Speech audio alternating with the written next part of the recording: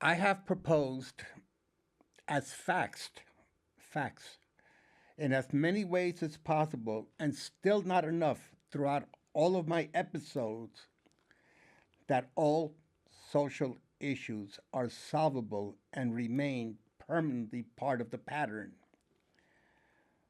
Figure them out for the privilege of being. Respecting your privilege of being means indulging in the phenomenology of locating century old patterns. Not to do so means a life of disappointments and contradictions. Repeated bad decisions, this is different from those beings that are in some turmoil respecting their process of becoming. Transformation of the world. Stop saying, as in episode 7, that I didn't know. In order to further explain my prior 7 and this 8th episode,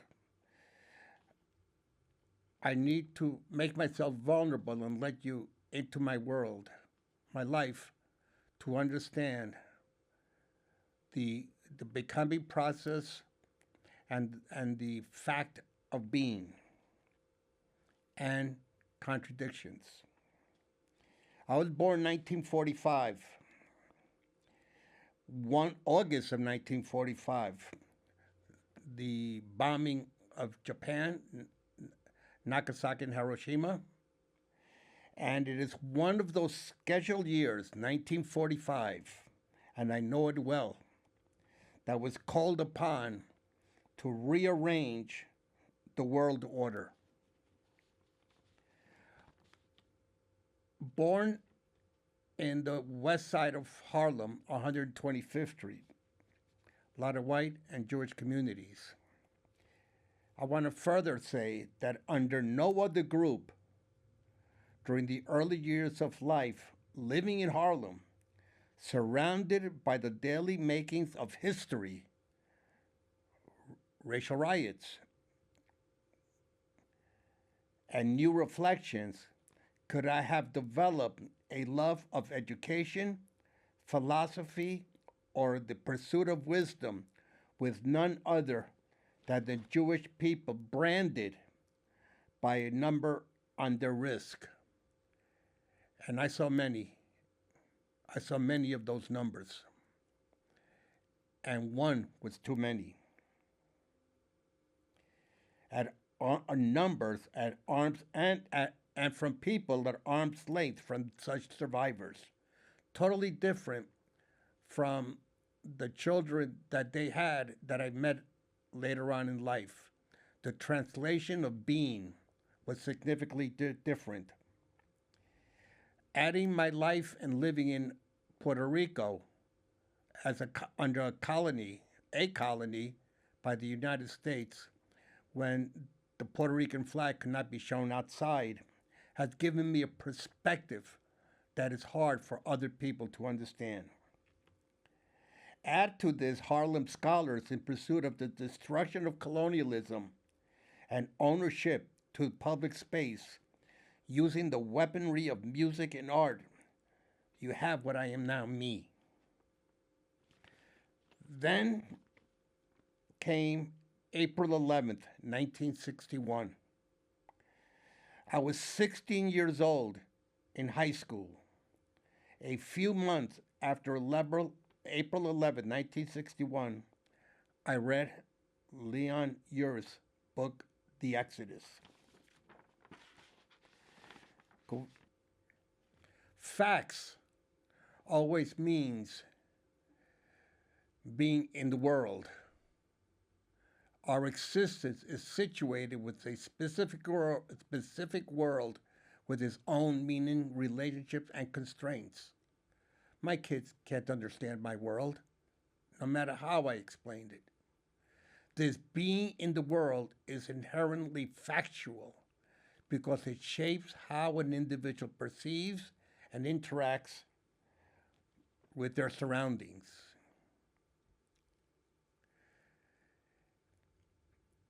History teaches us that under someone else's control and management that desires, I trust God, all that it does is keep us from civil disobedience. The When people ask me to trust in God, for me, you are legalizing slavery by the enactment of such thing as minimum wage, where I could live, how I should live, what language I'm allowed to speak, and many more examples that I've given throughout all my episodes, including this number 8. Let's understand that I would like to trust, instead of God, civil rights legislation, world order, justice. My feelings about God are protected with my right to privacy, and I desire to keep it that way. Do not tell me to trust in God so that I can surrender the autonomy that I'm owed.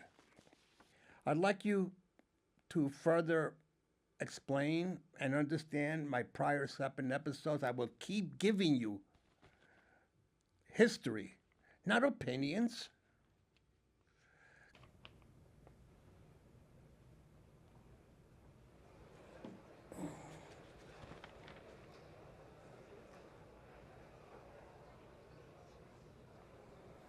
Jerusalem, April 11th, 1961. The trial opening here today is destined to go down in history. For the first time, a prominent Nazi criminal will have to answer to his victims. Thanks to live coverage and daily rebroadcasts in various countries, television is turning this trial into one of the first global mass media events. For the first time, the survivors of the genocide will finally be given a voice, and the trial will examine one man's guilt in the greatest crime against humanity of the 20th century. Israeli head of state David Ben-Gurion wanted this trial to be the Jewish people's Nuremberg. Its impact will exceed his expectations. It will engrave the Jewish genocide in the collective consciousness. All eyes are fixed on the man taking his place in the glass cage, protecting him from an act of individual vengeance. His name is Adolf Eichmann. Now 55 years old, from 1939 to 1945, he was in charge of the Department of Jewish Affairs, Section 4B4 of the SD, the Third Reich Security Service, headed by Reinhard Heydrich. The vanguard of genocide. Eichmann spent his whole career in the SS and the SD. From January 1942 onwards, his main task was to organize the transportation of Jewish men, women, and children to the death camps, and thence to the gas chambers.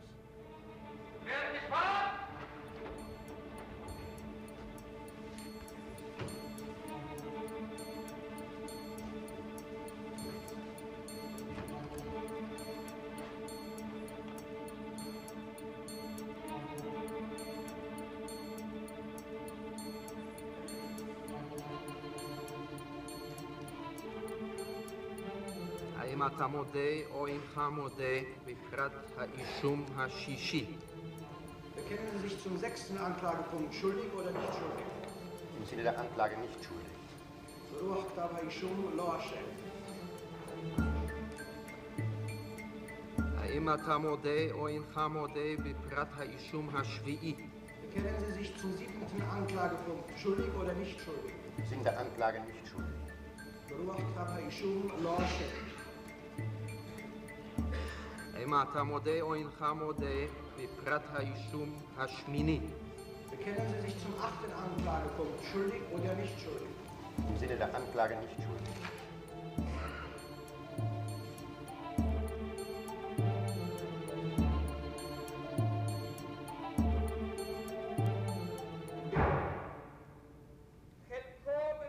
A year before the trial began, When Ben-Gurion announced Eichmann's capture in Buenos Aires, where he had found asylum under a false identity, the Israeli prime minister accused him of being chiefly to blame for the final solution, the organized murder of 6 million European Jews. A charge that Gideon Hausner, Attorney General... That was 1961, April 11th, as I mentioned. Prior to that, we had the Korean War. I couldn't run home fast enough to see this trial, which was shown all over the world. And I was in high school at that time, so I missed a lot of it, and I tried to catch up. After that, we go into Vietnam, and for a following patterns, and for a lot of, I want to lower my level of historical expectation, but I want to also go to 1969, when John Lennon and Yoko led protests for nonviolence and protests against the war in Amsterdam and Montreal, which was held at the Hilton. What I mean about the authenticity of being a confrontation with society on wars by Yoko and Lennon in the Hilton, a community where the 1% that the 1% owns. That is one of many contradictions that got me where I am today. Going back to the first slide, it doesn't make sense, which is why I made it a pattern and a formula of my life to having to find out. Not saying I didn't know. I couldn't figure this out. Constitutionalism, for me then, is a cult. It compels, it informs how states behave in international order, how governments treat their constituents, how communities order themselves, how groups relate to individuals, and how citizens interact with each other. It really has not worked. It's more of a cult and a strategy. Whether in the arts, sports, trade, entertainment, politics, war, constitutionalism is both the point of departure and the port of call. Everybody has a right to have their voice heard. Without it, you don't have a democracy. It's a miracle. On September 11, 2001, there was this sort of psychological break across the country. Governments are always claiming freedom of speech is dangerous. If you attack America, by definition, there could be no reason for it. And if you're an American, you are by definition innocent. Since when has speech that is merely offensive been censored? Are we in the United States? If you're going to defend free speech, you have to defend the speech of people who you hate. Don't they get it? In a democracy, you have lawful protest instead of terrorism. If you don't fight for it every day, you're going to lose it. It's amazing how many people in this country think they should kill people who don't agree with them. And these are people who claim they're defending liberty.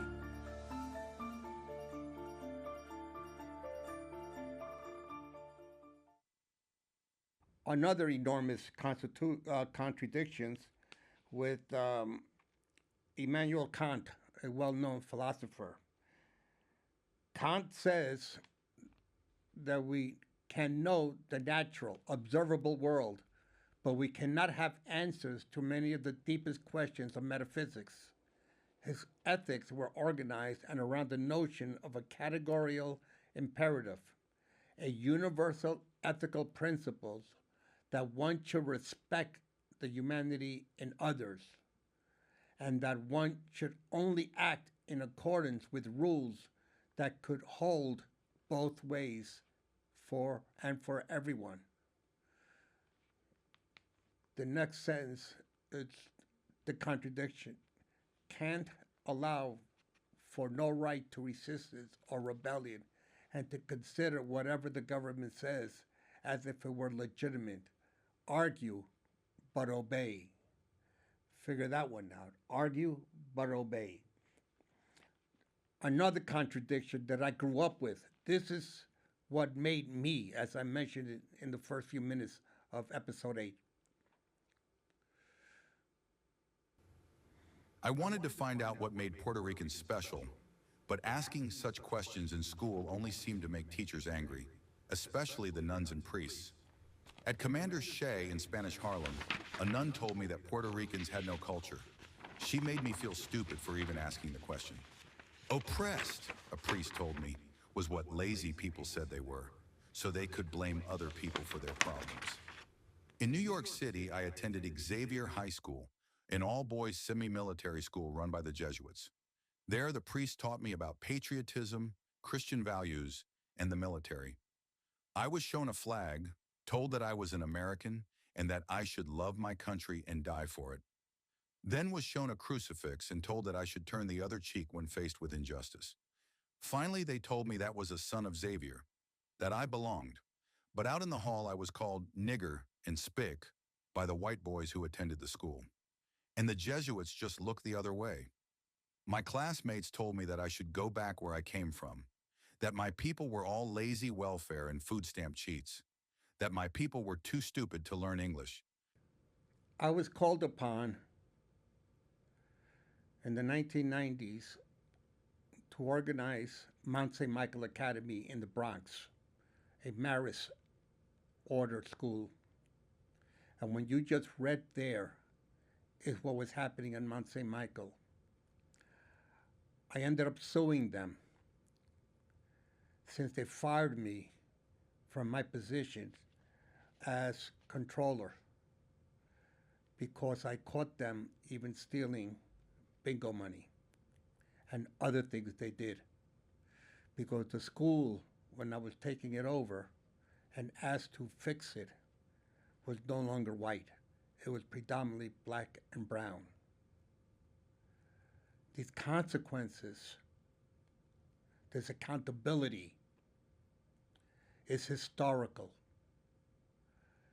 Let's go back to constitutionalism and Eichmann and the Holocaust, and let's see what effects it has on us in the present. A 60 Minutes television show, because a few years ago on the television show 60 Minutes, the host, Mike Wallace, then interviewed one of the concentration camp survivors, one of the worst of all the German gas oven, terrible death camps was called Auschwitz. And there was a survivor that was interviewed on television by the name of Yehiel Denur. He was a Jewish man who had been not only a survivor of the Holocaust, but also he was the principal witness at the Nuremberg war criminal trials when Adolf Eichmann, who was over all the death camps, was tried in 1961. And so this Yehiel Denur, Jewish fella, was the witness against Eichmann, which of course led to his conviction. And what Wallace did was he opened the 60 Minutes with a film clip from the trial. And in this film clip, this Yehiel Denur walks into the courtroom, heavily guarded, and over there is sitting Adolf Eichmann, this hardened Nazi war criminal. And when Yehiel Denur walks in the room, the film clip shows him walking in, and as soon as his eyes hit Eichmann, it says that he just breaks out into an uncontrollable sobbing and collapses on the floor. So Wallace showed that film clip on TV. And then he starts talking to this Yehiel Denur. And he says to him, what was going on in your mind when you collapsed? Were you overcome by hatred of Eichmann? Were you afraid of him? Did you have awful memories of the gas ovens and everything? And what I'd like to read to you is his response, because I think it illustrates the crash site of humanity. Denur answered, "No, it was not hatred. It was not fear. nor was it the horrible memories of Auschwitz. Rather, I realized as I saw him sitting there that Adolf Eichmann was not the godlike army officer who had sent so many people to their deaths. When I saw him sitting there, I saw that he was just an ordinary man. But now listen, I was afraid about myself. I collapsed when I looked at him and I saw that I, Yehiel Denur, was capable of doing the same thing. I am exactly like him. In fact, he said, I discovered that there is an Eichmann in all of us. Going back to authenticity, every time I read those words, every time I see that program, every time I think about this, there's an Eichmann in all of us. I stop. I cry. I hurt. Because it happens to be so true. From those that control the arrangement of the world order. For those that have the power to change the world order. There's an Eichmann in all of us. And this is not new. This is not new statement. This is the Genesis in the Bible. Adam and Eve. That is our sin. The sin we came into the world with. Not new. Going back to the Constitution, let's take a look at the next clip.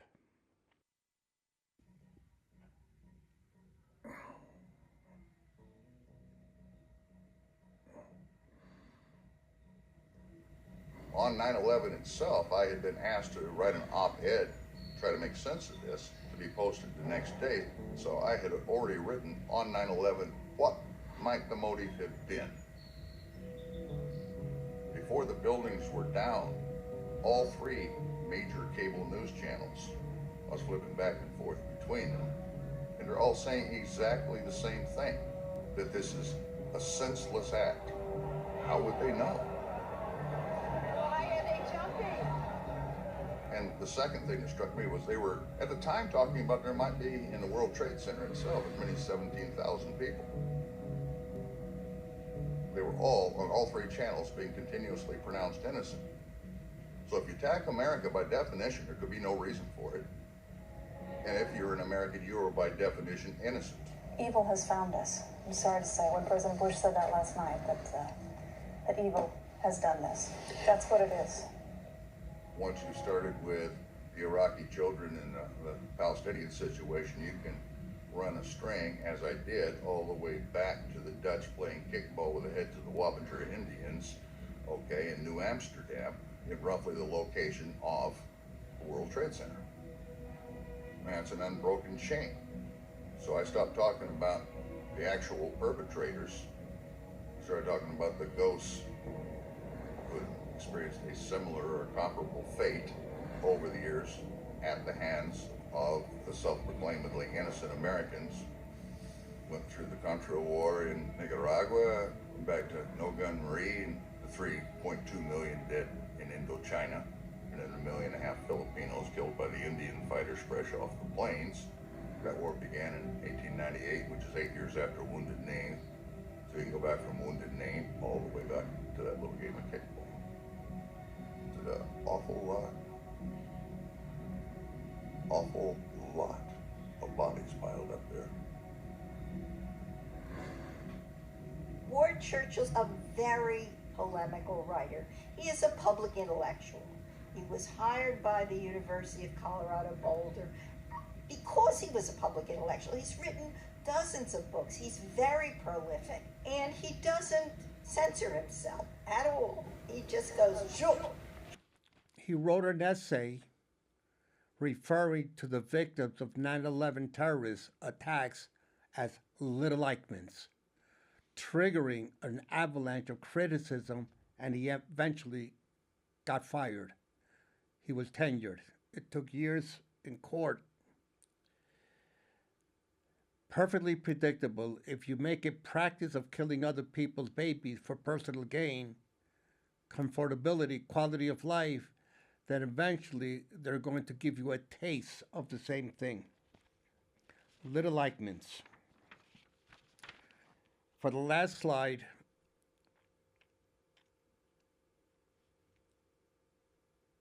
the logic of ends and means. If you can find that logic, I'd like you to send me a message for it, so I certainly understand supply and demand. Rousseau's social contracts, Rousseau, a philosopher. Man is born free, but he is everywhere in chains. Things in prior slides, both challenge and traditional order of society. Not surprisingly, Rousseau lived in a natural state of simplicity, innocence, and grace as he lived most of his life with an illiterate servant girl. Contradictions. From our other souls, others, what it is to be otherized, it is easy to detect that Western thinking means defining the humanities as inessential extras. Thank you for today's episode.